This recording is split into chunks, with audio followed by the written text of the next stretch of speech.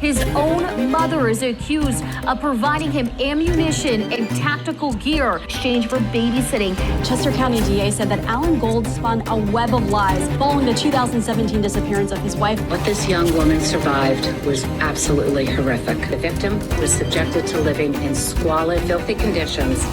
Police say she caused that crash, left the scene, and may have been under the influence. Assistant to Mr. Combs, David James, returned to the stand. Jurors also heard from the mother of singer Cassie Ventura, Combs' ex-girlfriend.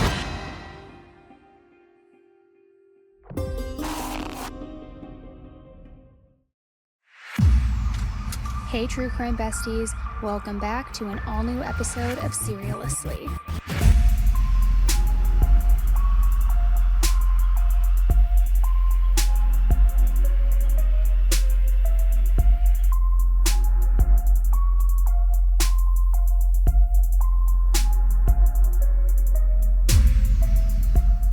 Hey everybody, welcome back to an all-new episode of Seriously with me, Annie Elise. We have got headline highlights today.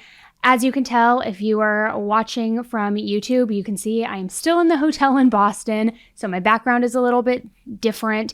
I'm in the hotel room. It's also a little bit darker. I have my ring light. It apparently sucks ass, and so I'm going to try to get this recorded before the sun goes down. It's been a long day at court for the Karen Read trial, so I'm just now getting back to my hotel room.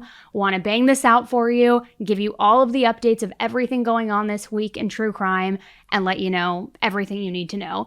Also, there will, of course, be a deeper Karen Read recap that's coming out this Friday, where I'm breaking down what went down in the courtroom this week, some of my firsthand accounts and perspective, especially when it comes to the jury and their reactions, and more to come on all of that. Also, just in case you missed it, we did release a Diddy update on, what day was it? Tuesday on the podcast feed. It was outside of the normal release schedule, so you might have missed it, but you can go back and listen to it after this. And as a reminder, just follow the podcast if you're not already, because I am going to be putting out more Diddy updates as the trial continues, because I know you guys want to continue to remain informed about it. But don't worry, we also are going to be going through what's happening this week in the Diddy trial on today's episode as well, because I want to make sure that you guys are in the know, that you have all the details for all the cases. So we're going to start with this first case, and it's about a mom who bought tactical gear for her son who was actually planning a mass shooting at a school. Now, you guys aren't ready for this story because it really, really is upsetting. I think that any of us who are parents and even non-parents can agree that school shootings are something that we always have to worry about. It's something that's like our worst nightmare in the back of our mind. I know for me it is. And it is just such a scary time right now because it seems like they are just increasing out there. So while all of these parents and the public is worried about school shootings, apparently, Ashley Pardo, a 33-year-old mother from San Antonio, Texas, was not having that fear, did not share that same sentiment. Because apparently in January of this year, her 12-year-old son, whose name has not been released because he's a minor, he was caught drawing some very disturbing images at school.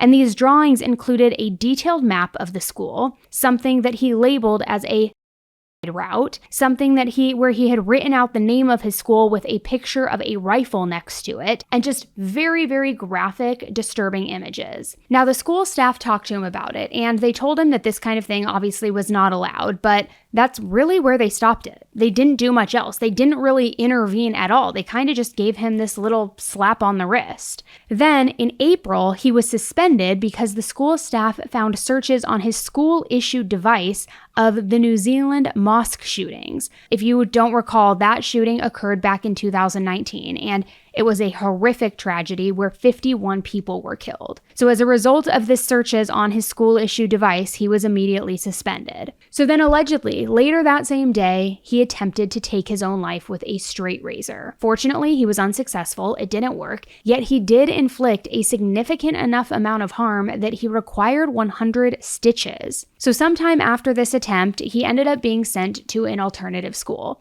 He also had been exhibiting a lot of erratic behavior, so he then went to go live with his grandmother. So he remained enrolled at this alternative school until May 7th. But then on May 8th, he was allowed to return to his regular middle school, the one that he had previously been attending. The school even stated that they had put a new, quote, security plan in place upon his return back to the school. Which I don't know about you guys, but I would be super pissed if a student at my child's school was allowed to return back after all of these dangerous images that he was drawing, these plans that he was putting together. That would be enough for me to say, like, this kid should be freaking expelled, right? Now, I'm not sure if the school had a choice in the matter or what, but I can't imagine that any of the teachers or the parents were feeling very safe with his return. So then, just a few days after he returned, his grandmother discovered him in his bedroom hitting a live bullet with a hammer. Now, she was obviously alarmed finding him with a real bullet, and when she asked him where he had received it, where he got it from, he told her that his mother had actually taken him to go buy ammunition. And not just ammunition, as though it's not just that, right? But not just ammunition, but tactical gear as well. Probably not something that you want to buy your young teenage son who has already drawn these plans of like grandiose danger and violence, right?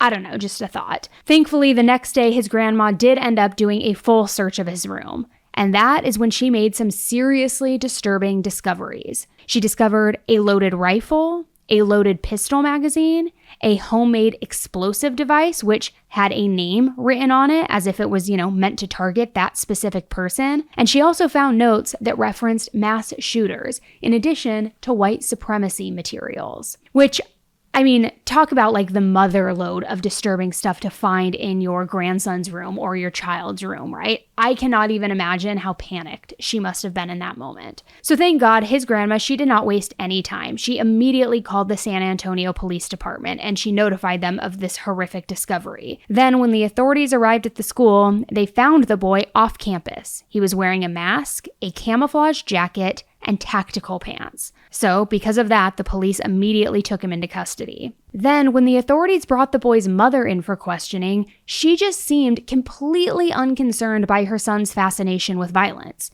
And not only that, but she allegedly expressed to the school that she supported her son. She had support for his, quote, violent expressions and drawings. The mother went on to admit to the detectives that she had even been buying her son ammunition and tactical gear, all in exchange for babysitting his younger siblings. Are you freaking kidding me? You're buying your son ammunition and tactical gear so that he'll watch your other children? I'm sorry, but I'm just going to say it. I try really hard not to judge people. You are a deadbeat parent, in my opinion. Point blank, simple as that. The juvenile's mother, Ashley Prado, had been contacted previously by police, the school, and CPS. She appeared to be dismissive and unconcerned with her son's behavior. Her behavior is not only dangerous, it's abhorrent, especially as a parent. We don't know if he was armed when he showed up at the school in tactical gear and a mask. So he may well have been, but we don't know that right now. But the mother assisted him in buying that tactical gear for him and bought ammunition, provided him with magazines and ammunition to load those magazines up. Well, I'll tell you one thing. There were some very disturbing things that were found inside the mother's house, that child's house, which also kind of was an indication to us that we needed to move very quickly. So the mother, Ashley, was ultimately arrested on May 12th, and she was charged with aiding with the commission of terrorism. However, she posted a $75,000 bond, and she was released from jail the very next day, which personally, I don't think that bond should even be on the table for anybody who's being charged with terrorism of any kind, especially an attack that is targeted at children. It just seems a little unnerving knowing that this woman is like back out there in the community, because we're talking about someone who allegedly bought her 12-year-old son tactical gear, ammunition. Also, he could use that for his planned mass shooting. Like, how terrifying is that? Now, according to some online threads, Ashley has multiple swastika tattoos on her body, and she apparently worships Charles Manson. So, I don't know. Apple doesn't fall far from the tree, whatever you want to say. Now, I can't really fact check that because, like I said, it was all stated in threads, specifically on Reddit, but If it's true, it's very concerning. So she's due back in court for a pre-indictment hearing on July 17th, and according to a recent press conference, police stated that the boy is currently still in custody at a juvenile detention facility. I'm just flat out speechless and absolutely infuriated at the fact that this boy's own mother was helping, was like complicit in this, was like aiding him. It's just horrible to think about. I mean, thank God the grandmother intervened and acted as soon as she saw something, because clearly this whole situation could have had a much different ending, a much more violent ending, right? Now, let's move over into another case, and this is one that you might be familiar with, but there's been an update. So I did a deep dive on this case a few months ago, and I'll link it in the show notes, but there has actually been a major development in this case. And the case is the case of Anna Maciejewska and Alan Gould. So let me do just a quick high-level recap for those of you who are not familiar with it. But in 2017, Anna was 42 years old, and she lived in Malvern, Pennsylvania with her husband, Alan, also with their 4-year-old son, Andrew. Now, Anna was originally from Poland, and she had moved to the U.S. back in 1997. She attended the University of Louisville, and that's where she was studying, and she studied mathematics. So her friends and her family all described her as this very sweet, very, kind-natured person, but they also said that she was a bit of a pushover. She would never really stand up for herself. She just kind of had like this strong desire to be liked by everybody. So unfortunately, a lot of people took advantage of that. Now, the other thing that you need to know about Anna is that she was very much a family-oriented person. Just because she lived far away from her family in Poland, she never let it stop her from maintaining a close relationship with them, especially her parents. She made sure that she flew back to Poland every single year to visit them. And not only for her to visit them, but to let her son spend time with his grandparents. She always made it a point to fly back for special occasions too. So when her father's 80th birthday was coming up, Anna, of course, planned on going. She wanted to surprise her dad, actually, for his birthday. She told her mom about it and said, don't tell dad I'm coming. I don't want to spoil it. So her mom was really excited about the upcoming visit and seeing Anna, seeing her grandson, all of it. However, only 2 days before her scheduled visit, Anna texted her mom that she was no longer able to come. She said she had some sort of work commitment that she was unable to get out of, and it was really unlike Anna, especially to cancel on such short notice and to do that over a text message. She didn't even call her mom to break the news to her. It just seemed very impersonal, really out of character, and really odd. So not only did Anna not go to Poland as she had planned, but she also didn't go to work for that entire week, which is weird because if you remember, she had told her mom that she had this big work commitment that was preventing her from traveling. Yet Anna's coworkers didn't even know that she canceled her trip to Poland. So then when Anna wasn't in the office, it didn't seem odd to them at all, They were under the impression that she had gone to Poland after all. So nobody was worried about her absence and nobody felt the need to report it. So Anna was supposed to be back from her trip on April 3rd. But right before that, she sent a text message to her boss saying that she needed to take an entire extra week off due to this vacation or this trip. Now, this was very unlike her to just text her boss with no notice of this extra time off that she was going to be taking. Yet her coworkers just assumed that maybe she was jet lagged, maybe she needed extra time to recover, maybe there was something else. And remember, this wasn't a phone conversation. It was all done over text. So eventually Anna's parents did start to worry, not only because Anna canceled her trip at the very last minute, but also because she never even called to wish her dad a happy birthday. So then her parents began calling her, texting her, trying to make sure that she was okay.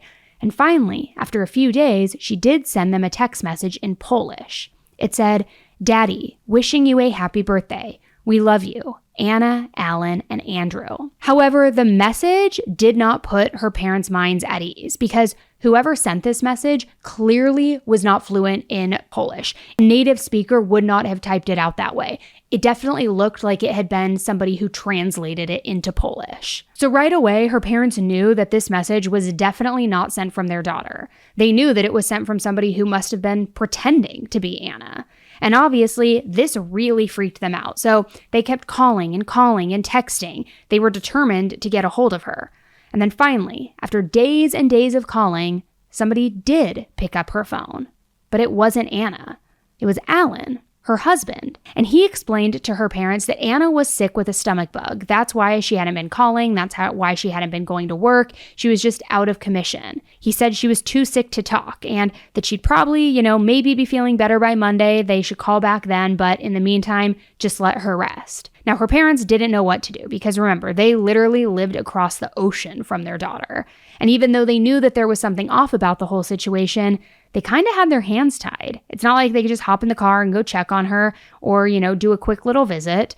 So they waited. And then when Monday came around, they called back, just as he advised them to do. Now, mind you, at this point, it had been 2 weeks since the parents had received that broken Polish text message, and more than 2 weeks since they had ever actually spoken to Anna and heard her voice. So when they called that Monday morning, Alan once again answered the phone. But this time, instead of saying that Anna was sick or that she returned to work, he said that she was missing. He said she hadn't returned home from work and that he was very, very worried about her. So when her parents were like, okay, well, what did the police say? Alan responded, I haven't reported her missing to the police because I've been busy. I haven't gotten around to it yet. Which, are you kidding me? You haven't gotten around to reporting your wife is missing? That doesn't make any sense, right? So right away, Anna's parents called the local police and they reported her missing. And the police were kind of like, yeah, actually, we already know. Which was really, really interesting because as it turns out, her husband Alan didn't call the police, but her coworkers did end up calling the police earlier that morning. They reported her missing and they requested a welfare check be performed on her. So over the course of the next few months, the authorities discovered some very telling things. They found divorce paperwork at the couple's home. They discovered that Anna had been enrolled in a Divorce 101 class.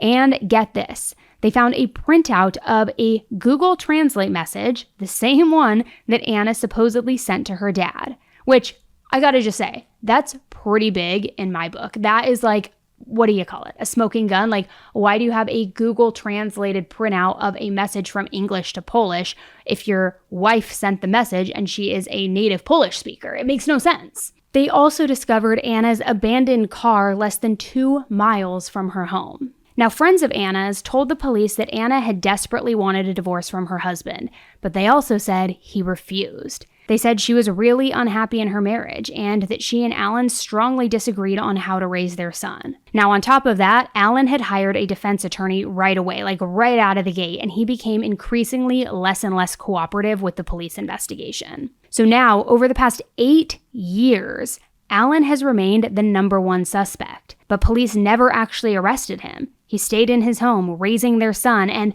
almost everybody believed that it all appeared as if Alan had essentially gotten away with murder. However, after a very long and tedious investigation, I am beyond happy to report that Alan was finally arrested this past week, on May 14th to be exact. Now, I have no idea why it took so long to arrest him. I'm assuming they didn't have enough concrete evidence, only a lot of circumstantial evidence. But I am just beyond happy for Anna's family.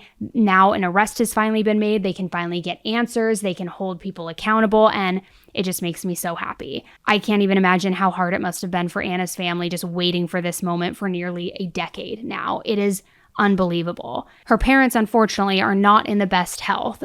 So I do hope that they can live to see the day when Alan is convicted of their daughter's murder, if he is the one responsible. And hopefully there's a family member who can take good care of her little boy. So I will keep you posted on this. Definitely more to come. Now, this next story is very haunting and disturbing because it's about a set of New Jersey parents. They kept their daughter locked in a dog crate. Like, what is going on with the world? So this next story, as I said, is out of Jersey, where a couple by the names of Brenda Spencer and Brandon Mosley are being accused of truly unimaginable abuse of their 18-year-old daughter. On May 11th, this 18-year-old escaped to a neighbor's house. She was barefoot, she was broken, her head had been shaved, and she was absolutely terrified. She sat on her neighbor's couch and she could not stop crying, and she just started detailing the horrific abuse that she had suffered. Now, this 18-year-old girl, whose name has not been released for obvious reasons, told the detectives that this abuse began back in 2018. She said it started when her mother, Brenda, pulled her out from school when she was just in the 6th grade and started homeschooling her. She claims that she was then forced to live in a dog crate for a year. A dog crate. She stated that then, after being released from this dog crate, she was then forced to live in a padlocked bathroom, all while being chained up. I mean, Evil, evil, House of Horrors, disgusting. Apparently, the parents even had this bathroom hooked up to an alarm system so that it would alert them anytime she tried to escape.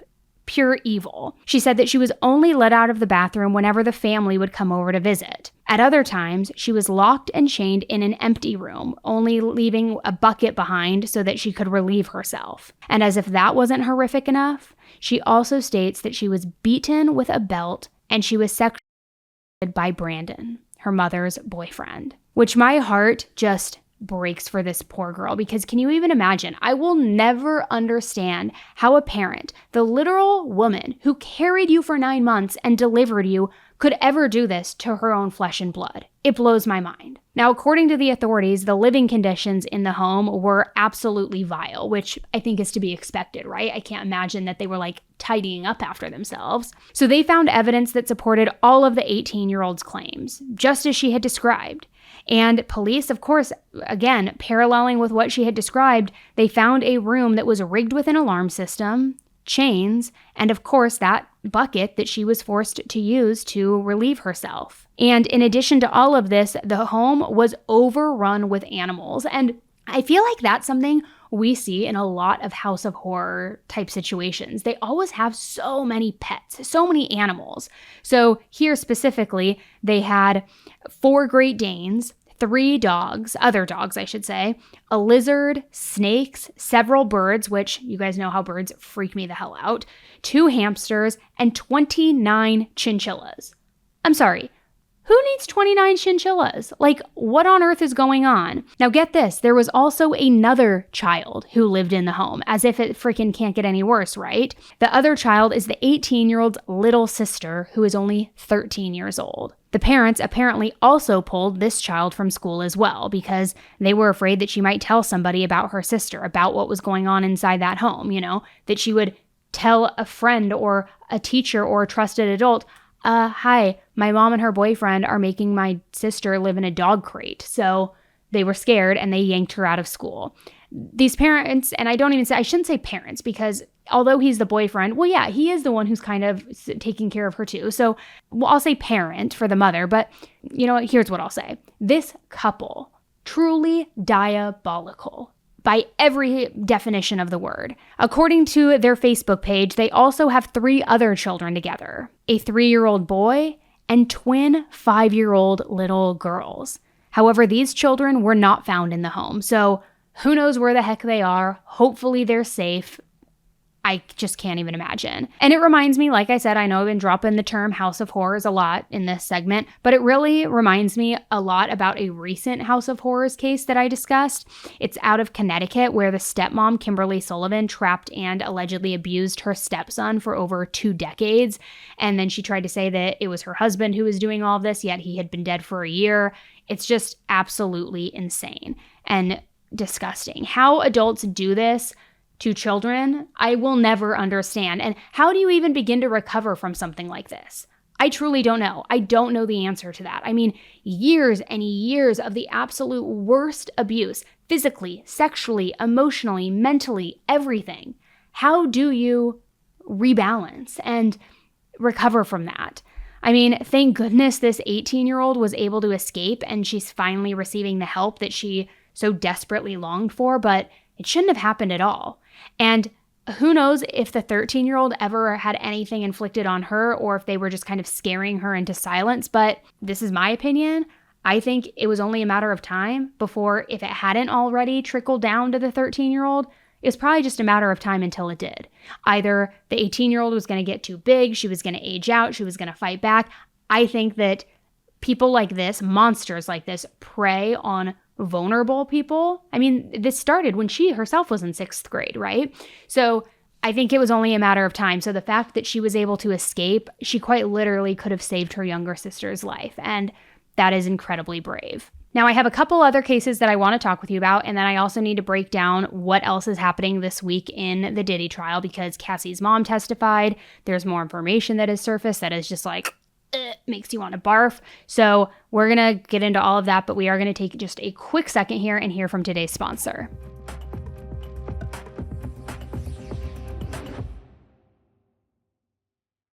Okay, so I think I'm late to the party on this, but if you follow me on Instagram, you know that I've been like raving about it.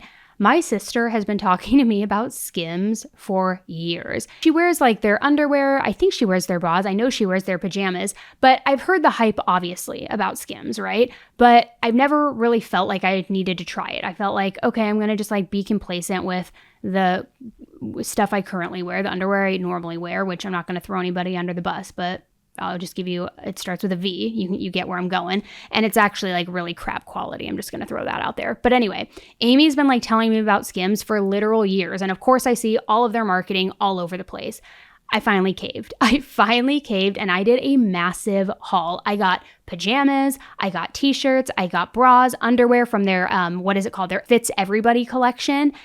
And when I tell you, I didn't know that people made like seamless underwear, and that might be TMI, but whatever. We're all friends here. That's why I stuck with my old brand for so long, because it was seamless. You couldn't see anything. Like it was just like flat and stretchy. Okay, this material, guys, I'm wearing it right now. I'm not going to show you because I'm not a freak, but I'm wearing it right now. I bought, I'm not even kidding, 18 of them, because after I tried the first one, it's like a trial run. I was like, I need to replace my entire dresser drawer. Like I need all of this in my life. So I bought 18 pair of them, all in black and beige because I'm basic AF. But I bought the bras, I bought the thongs, I bought the pajamas, and I am obsessed. And look, I'll be honest, at first I did not believe the hype, and that's why it took me so long. It truly, the hype is warranted. This stuff is so soft. Every single thing I've tried has been incredibly soft, incredibly high quality. It lasts through the washing machine, which my other underwear never did. It would like tear and got all weird. I don't know. And I just love it. I love it. And the sizing is so easy. It like stretches and molds to fit you, especially their Fits Everybody collection. So I need to do another haul when I get home because I am fully converted. So when I told my sister about it, Amy was like, yeah, I've been trying to tell you. I'm like, I know. I'm always late to the party. But you guys have to try it if you haven't yet. And what I love most, aside from like the fabric, the fit, and all of that, is I just feel so comfortable. It is so comfortable. The bras are so comfortable. The underwear is so comfortable. The pajamas are so comfortable. And I am usually like a pajama snob and I want like the slickest, softest fabrics. These are them. So you definitely need to go check it out, guys. So shop Skims Ultimate Bra Collection and even more at skims.com and also at Skims LA flagship on Sunset Boulevard. But do me a favor, after you place your order, make sure to let them know that I sent you, select podcast in the survey, and be sure to select my show in the drop-down menu that follows, because it's a way to shout out the podcast and help me out a little bit. But no, seriously, guys, if you haven't tried Skims, you got to get on board. So again, skims.com, or you can go to the LA flagship store and check out the Fits Everybody collection. You're going to be obsessed just like me. And if you want to see a little BTS of it, go to my Instagram because I post about it all the time.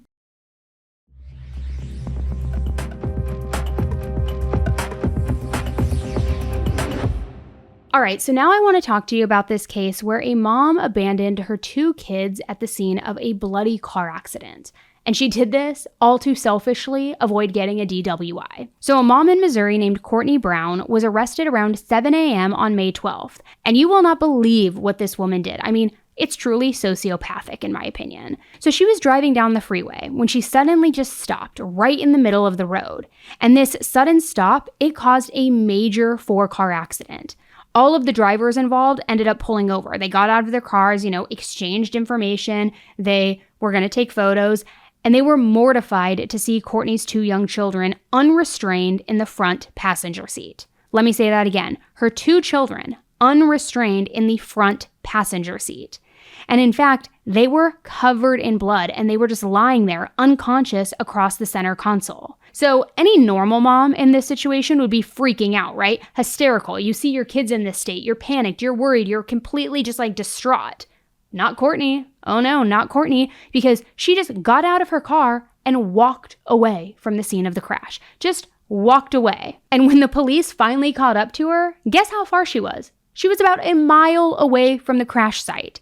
She was clearly intoxicated, and apparently she had this very relaxed demeanor, very slow, very deliberate movements, but her eyes were watery. They were completely bloodshot. Her speech was all, confused. So right away, it was obvious to the police that she was on something. I mean, heavily intoxicated.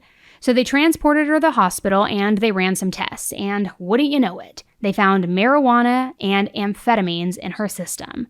Not to mention, she also didn't even have a valid driver's license. So she was arrested and she did post a $100,000 bond, and she posted this on the same day. Which really pisses me off because I say it a lot, especially in cases that involved child neglect. But this woman's kids were found unconscious, lying across the center console, bloody. She abandoned them, yet she was set free the same very day? I mean, please make it make sense, because how is this even allowed? And this woman's 2 children are currently intubated at the St. Louis hospital with life-threatening injuries, which breaks my heart into a million pieces. I literally cannot wrap my head around this case. I hope that these kids pull through, and more importantly, I pray that their mom is never allowed near them again.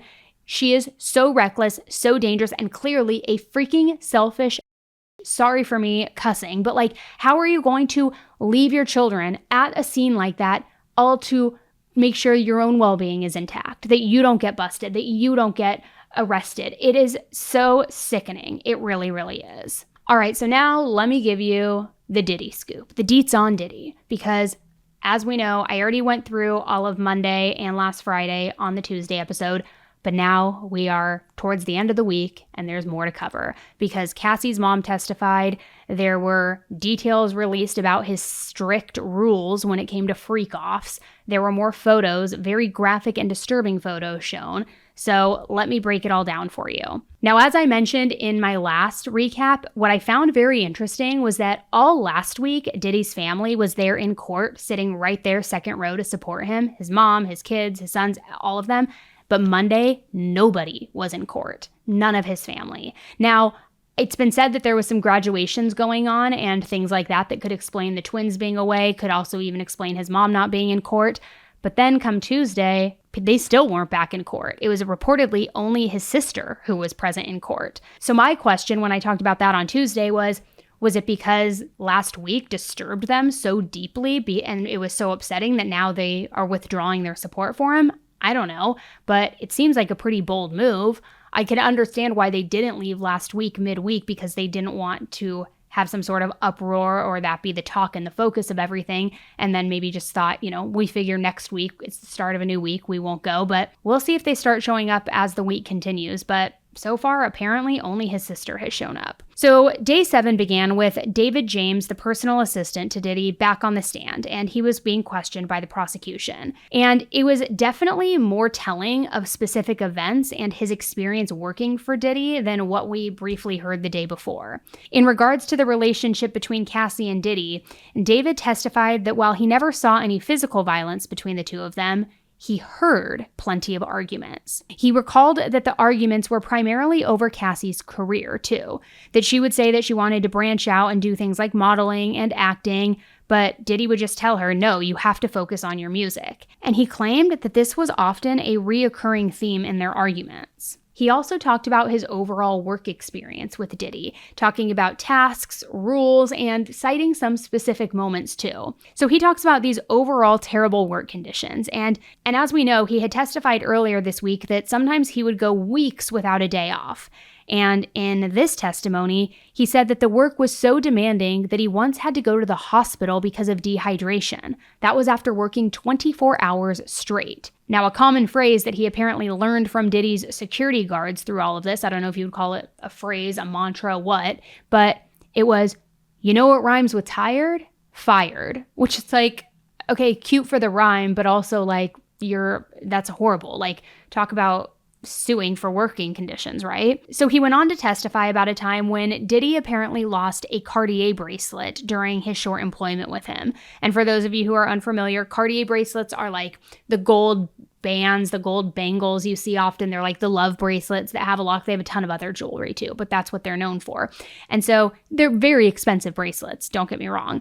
But he said that once Diddy lost this bracelet, Diddy's security team apparently went through both he and his then girlfriend's belongings, making sure they hadn't stolen it, that they weren't the ones responsible. Now, they didn't really give them permission to just rifle through their stuff, but he also said he felt like they couldn't really deny him, even though they wanted to, and even though they were innocent. Then, on 2 other occasions where something of Diddy's had come up missing, rather than look through David's stuff, he instead had David take a lie detector test. and he had these tests administered by somebody who claimed they used to work for the FBI. He described it as being very intimidating, which I can't imagine. That would, of course, be extremely intimidating. But apparently, this wasn't, just a personal thing. Diddy had done it to at least one other employee that he knew of as well before. So it was kind of like a common thing for Diddy. He noted that neither one of his tests showed any sort of lies, discrepancies, and none of that. So just truly an innocent employee.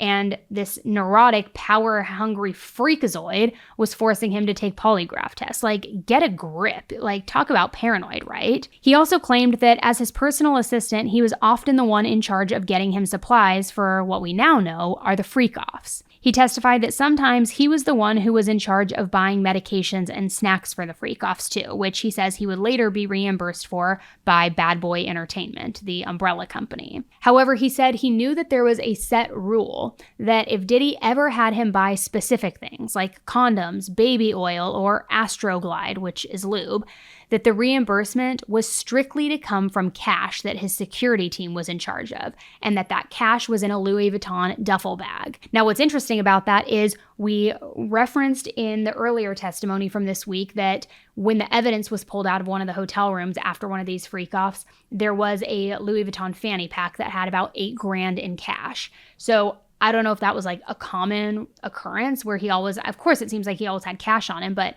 that he was always paying for those kinds of materials in cash so that he didn't leave any sort of paper trail behind is my assumption. I don't know, but it is an interesting note. Now, this testimony was specifically important because it's eerily similar to the things that were listed in the December 2024 lawsuit against Diddy, and that lawsuit was again from another ex-personal assistant.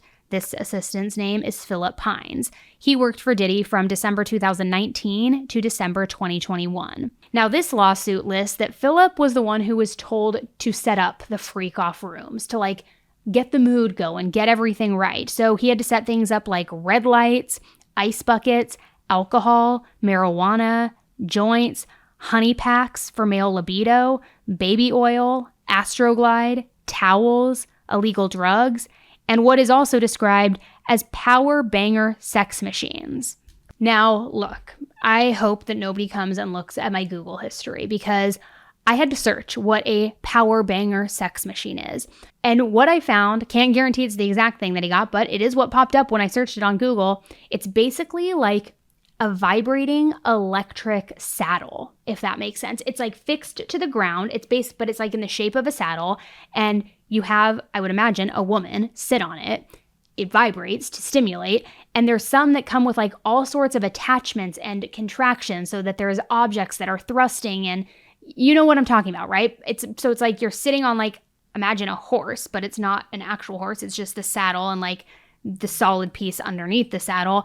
And it's a machine that you plug in and it vibrates, it moves, it punches different objects into you, and very extreme. Very, maybe I'm vanilla, but it just feels a little bit aggressive, if I'm going to be honest. And it seems like maybe it was very similar things that David had experienced, but that as time progressed, as we see in so many different situations and crimes, it seems like maybe things escalated and that maybe it wasn't just good enough anymore to have lube and urination. He had to now spring for this freaking electric saddle because he wanted to get off and he was desensitized to all the other stuff. Who the heck knows? So as David is continuing to testify, he also states that he might have walked into the aftermath of a freak-off. It was Miami 2008, and Diddy had told David to bring him and Cassie their iPad to the hotel room.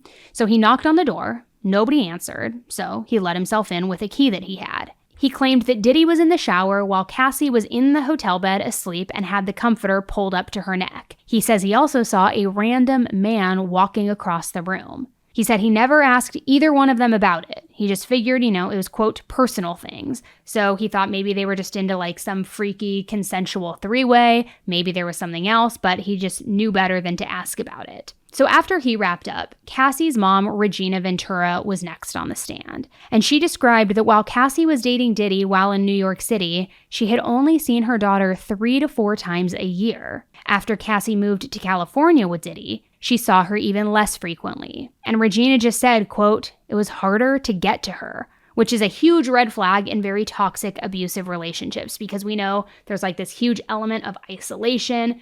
grooming, you don't let them talk to anybody, you don't let them see anybody, and it seems like that is what was, at least allegedly, was happening here. So then, not too long into her testimony, the jury was shown photos of Cassie that her mother took of her, and Cassie was very bruised in these photos. They were from December 2011. Cassie had allegedly explained to her that Diddy had beaten her, and that this was the first time she had actually admitted to her mother about Diddy being physically abusive toward her. Regina also noted that prior to learning this, she had read a tabloid about a celebrity getting beaten up in a car, and that this tabloid had no names included in it. But she had asked Cassie if it was about her and Diddy, meaning she clearly had a lot of suspicions all throughout their relationship, if not at least the majority of it, and now Cassie was finally confirming to her how physical it truly was. Regina also spoke about a time how that same month in December 2011, Diddy threatened over an email that he was going to release a sex tape of Cassie. This is after he had figured out that she had been dating Kid Cudi. And we also know that there was this huge threat where he threatened to blow up his car as well. So he said the only way that he would not release the tape is if they paid him $20,000. Regina said that the only way that they were able to even make this work was by taking out a home equity loan. So he now was not only extorting Cassie or using blackmail and leverage over her, but also trying to extort her family. It's sick. So much so that they took out a home equity loan. Now, in regards to the threats to leak Cassie's sex tape, Regina was quoted on the stand by NBC News as saying, quote, "I was physically sick. I did not understand it. The sex tape threw me. He was trying to hurt my daughter." And I think we briefly talked about this in the last update, but in case we didn't, I'm going to repeat myself here. He would also threaten Cassie with this. One time they were on a plane, a public commercial airplane, and he pulled up images and videos of one of their sexual encounters, one of their freak-offs, and was playing it for her right then and there, being like, if you don't comply with what I want and what I need, I'm going to release this. I'm going to show everybody. Just humiliating her and just really, again, blackmailing her. So her mom then also testified that there was one time where she called the police on Diddy. Apparently, Diddy and Cassie had gotten into a heated argument. He took Cassie's phone, refused to give it back, so Regina called the police. Eventually, though, he gave Cassie's phone back and then he left with Cassie's car. Now, for whatever reason, the defense chose to not cross-examine her mother, Regina, which, thank goodness, this poor woman has probably gone through enough. So then the next witness that the prosecution called was an exotic dancer named Sheree Hayes. So Sheree describes the first freak-off that he was a part of, saying that it started in the fall of 2012. He testified that a woman who called herself Janet had reached out to him, saying it was her birthday, her husband had given her permission to hire him for the event, and that she wanted to, bring him in. So he testified that going into it, he imagined that it would be just a performance for a small group of people, like an actual birthday party. He was told to go to the Trump International Hotel in New York, and he believed that he was only going to be doing this striptease dance for about 30 to 45 minutes max. Apparently that's the standard. However, once he got there, he says he found out he had gotten it all wrong. He said that the woman who answered the door was wearing both a robe and a wig. That's why he says he didn't recognize that it was Cassie at the time. She told him that she didn't want him to do a performance, but rather explained to him that she and her husband liked to create a, quote, sexy scene. So Cassie apparently briefly gave him the idea of what they wanted, as well as what the rules would be that needed to be followed. She said that it was all just having to do with the application of baby oil and that he just needed to follow her lead, that's what it was about. All we need to do is just rub on some baby oil, just let me lead the way. She also said, most importantly, do not interact with my husband, which he now knows to be Diddy. He wasn't to look at him, speak to him, nothing. He testified that this, quote, sexy scene started by Cassie pouring the baby oil on herself. Then Sheree did it as well. At some point during that, Diddy then came into the room and he started watching them. He was given $800 when he first came to the room, and then he was given another $1,200 after creating that, quote, scene. After that incident, he was then hired by Cassie and Diddy again for similar interactions. In fact, he was estimated to have been hired between 8 to 12 more times after that. And the things that they would do allegedly would vary in nature, and his payments would of course vary as a reflection of that. They would vary from anywhere from $1,200 to $2,000, but he says that he still has absolutely no idea why. He says that most of the time, Diddy would just watch, kind of be like a little perv in the corner just watching. He would instruct Cassie here and there on things like, switching angles, changing up the lighting, things like that, just trying to create the perfect visual for him. But he noted, very similar to what Cassie testified to, that each freak-off would last 2 to 3 days, that they would start around 2 or 3 a.m., and that they were primarily exclusively held in New York, and that they would go on for days. So again, his testimony as far as how long these freak-offs lasted, it definitely coincides with Cassie's testimony. He also testified that during that very first interaction, he never at any point realized who either one of them really were. He didn't recognize them until the second time that he went and met them. And the only reason he apparently even recognized them the second time around was because on the hotel TV, you know how at some hotels it has like a welcome message? It'll say like, for me, it's like, "Welcome, Mrs. Maestre. We hope you enjoy your stay." Well, at that hotel, the TV had a message that said, "The Essex House would like to welcome Mr. Sean Combs."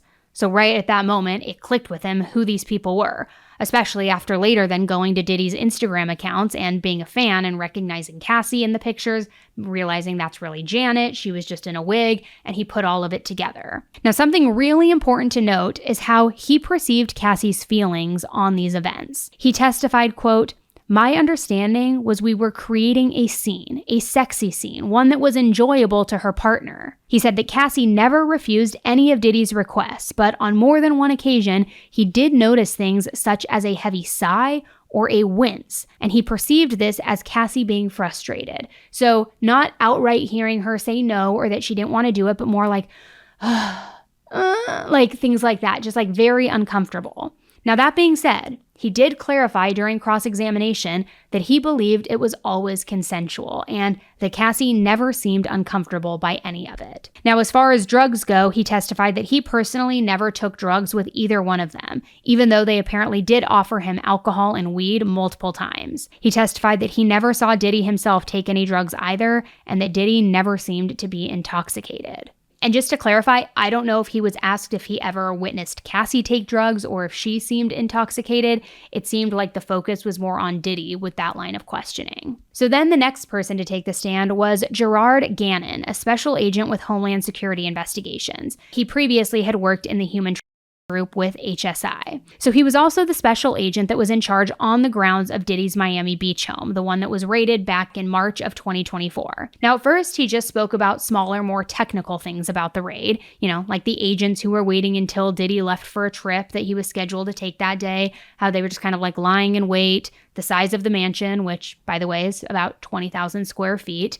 And then he also talked about the task force that was needed, which consisted of approximately 80 to 90 agents. But then we got into more of the juicy details, because then the jury was shown a picture of the front gates of Diddy's Miami Beach mansion. And in this photo, it showed that the gates had completely just been like broken down so that they could gain access, which he noted that was standard practice. That's what we do when we conduct a search warrant because it's the quickest and the safest option, which I've seen that in a million cases. They, storm the castle, storm the door, storm the gates, whatever it is. Then the jury was shown pictures of items that were found in the master bedroom of the home.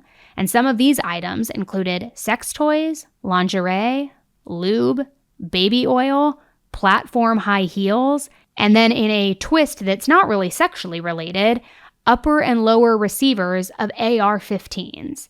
And these parts of the AR-15s were even shown on the stand in evidence bags. So this testimony continued, and also we learned that Kid Cudi himself is expected to take the stand at some point this week, which I want to clarify. After my last update, it was rumored that Aubrey O'Day, another member from Danity Kane, was going to testify.